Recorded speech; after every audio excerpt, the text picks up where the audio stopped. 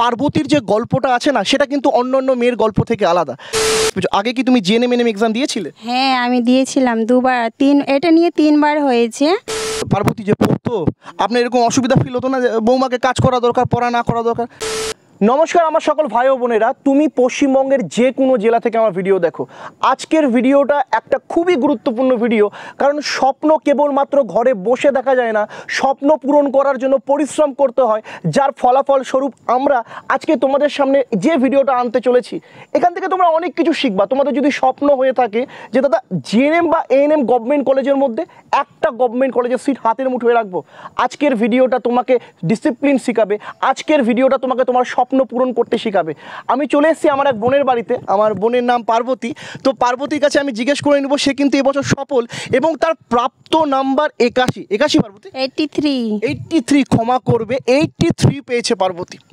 পার্বতীর প্রাপ্ত নাম্বার শুনে আমি অবাক। এক্স্যাক্টলি পার্বতীর যে গল্পটা আছে না সেটা কিন্তু অন্যান্য মেয়ের গল্প থেকে আলাদা। কেন জানো? কারণ পার্বতীর গল্পে একটা ডিফারেন্ট দিক ছিল। আর তার দিক কি দিক ছিল? পার্বতী কিন্তু বিবাহিত।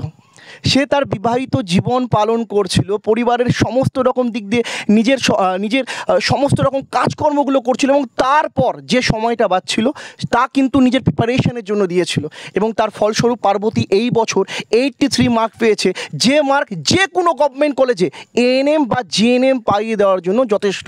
চলো পার্বতীর কাছে তার যাত্রা কথাটা শুনি কীভাবে সে সফলতা পেলো।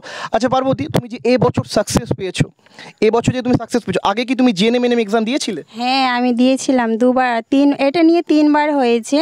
তো দুবার আমার নিজের ভুলের জন্য হয়নি, তো এইবার স্যারের, মা, শাশুড়ি আর আমার হাজব্যান্ডের জন্য সাকসেস হয়েছে। আচ্ছা পার্বতী কিন্তু এর আগের দুবার জেএনএম এক্সামে বসছিল, দুবার। তো দুবার বসার পর পার্বতী এমন কি হয়েছিল যে তুমি সাকসেস পেলে না দুবারে? কেন এইবারটা কেন স্পেশাল?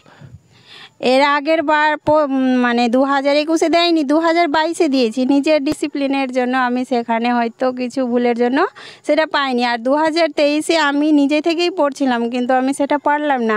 তারপরে আমি স্যারের ভিডিও দেখে আমার খুব ভালো লেগেছে, তারপর আমি স্যারের ভিডিওতে জয়েন্ট হয়েছি, তারপর থেকে আমার এই সাফল্যটা এসছে। আচ্ছা পার্বতী সেটা বলছে আমার ভিডিও দেখে কোনোদিনও সফলতা আনা সম্ভব না। পৃথিবীর কোনো কোচিং সেন্টারে তুমি পড়ে সাকসেস পাবা না যতক্ষণ পর্যন্ত তোমার মনের মধ্যে জেদ না থাকে। জেদ একটা এমন জিনিস যেটা সাকসেস পাই দিতে পারে। আচ্ছা তুমি দেখতে পাচ্ছ পার্বতীর সামনে এক ভদ্রমহিলা দাঁড়িয়ে আছে, এটা অন্য কেউ নয়, এটা পার্বতীর শাশুড়ি মা। ঠিক আছে, এই যে বিবাহিত জীবন, এই জীবনে শাশুড়ি মার একটা ভূমিকা আছে আশা করি। আছে? অনেক অনেক আছে। আমি নার্সারিতেও পড়াতে যেতাম, এসে দেখতাম যে আমার শাশুড়ি রান্না করে দিয়েছে, আর রাত্রেবেলা শুধু একটু রুটি রান্না করতাম, তারপর আবার পড়তে বসে যেতাম। তুমি নার্সারি স্কুলেও পড়াতে? হ্যাঁ তুমি নার্সারি স্কুলে পড়াতে, পরিবারের কাজগুলো টানতে, শাশুড়ি মা তাতে তোমাকে হেল্প করতো? আর শাশুড়ি মা হেল্প করতো, হাজব্যান্ড হেল্প করতো, আমার ছোট্ট একটা ছেলে আছে তাকে দেখতো।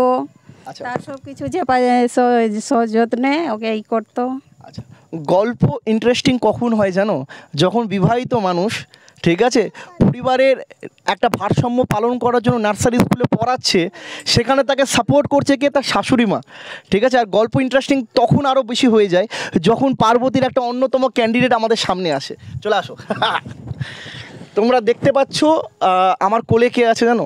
পার্বতীর সন্তান, একমাত্রই তো পার্বতী। আচ্ছা তোমার নাম কি? কি? আচ্ছা পার্বতীর সন্তানের নাম কিন্তু অঙ্কিত। ছেলে, ঠিক? দুষ্টুমি করে?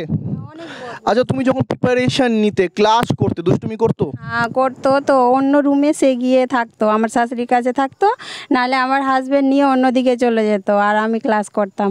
আচ্ছা পার্বতীর সাকসেস তো আমরা শুনছি, কিন্তু এখন গল্পটা পার্বতীর না, গল্পটা এখন পরিবারের। আমি পার্বতীর শাশুড়ি মায়ের কাছে জিজ্ঞেস করবো কেমন লাগছে। বলুন কেমন লাগছে বলুন।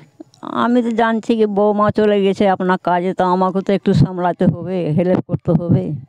উনি যে পার্বতী যে পড়তো, আপনার এরকম অসুবিধা ফিল হতো না যে বৌমাকে কাজ করা দরকার, পড়া না করা দরকার? না পড়াটাকে আপনি বেশি প্রাধান্য দিয়েছেন? না, আমার ইচ্ছা আছে কি বৌমা পড়ে মানুষ হয়, মানুষের মতন মানুষ হবে, তা ওদের সুখে সংসার চলে যাবে।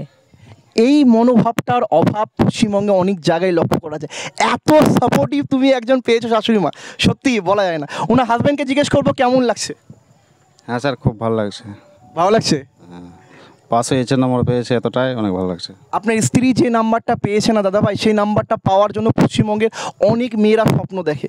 তারপর যখন মধ্যবিত্ত পরিবার থেকে এই রকম হাজব্যান্ডের সাপোর্ট, আমি সবাইকে বলে দিই, ওনার হাজব্যান্ড হয়তো ক্যামেরা ফ্রেন্ডলি না, কিন্তু ওনার যে বিহেভিয়ার তা কিন্তু খুব ভালো। ঠিক আছে, ওনার বিহেভিয়ারটা খুব ভালো। দাদা ভাই এদিক চলে আসেন, আপনি ক্যামেরার বাইরে চলে গেছেন। ওনার বিহেভিয়ার কিন্তু যথেষ্ট ভালো। ঠিক, নাহলে একজন স্ত্রী যখন 6-7 মাসে প্রিপারেশন নেয়। তুমি কোন ব্যাচের বাচ্চা ছিলে বোন আমাদের? প্রথম বেচেরই ছিলাম।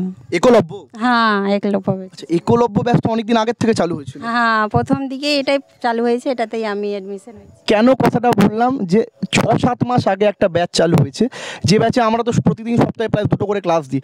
লাস্টের দিকে মক টেস্টে ঝামেলা থাকে, তারপর এরকমই। আচ্ছা অঙ্কিত মায়ের এবার হয়ে গেছে গভর্নমেন্ট কলেজ, তোমার কেমন লাগছে? ভালো লাগছে? ভালো লাগছে। এবার তোমাকে ইঞ্জেকশন দিবে, তোমার কেমন লাগবে? যাই হোক, আমরা কিন্তু পার্বতীর একটা সাফল্যের গল্প শুনলাম। নিজের জীবন নিজের হাতে গড়ো, সময় থাকতে বুঝতে শিখো। যদি তুমি তোমার লাইফ গড়তে চাও, তুমি কিন্তু যে কোনো দিক দিয়ে যে কোনোভাবে স্বপ্ন দেখতে পারো।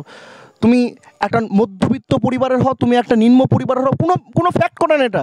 তোমার মা বাবা কেমন, কোনো ফ্যাক্ট করে না। জেদ থাকলে পরিশ্রম করে সাকসেস পাওয়া যায়। তো আজকে স্টোরি এটুকুটাই থাকলো। ঠিক আছে, আমাদের সঙ্গে বরকরার থাকো। টার্গেট WBCS চ্যানেলটি অবশ্যই সাবস্ক্রাইব করে নিবে আর নিজের জীবনকে গড়তে শিখো। চলো, ধন্যবাদ।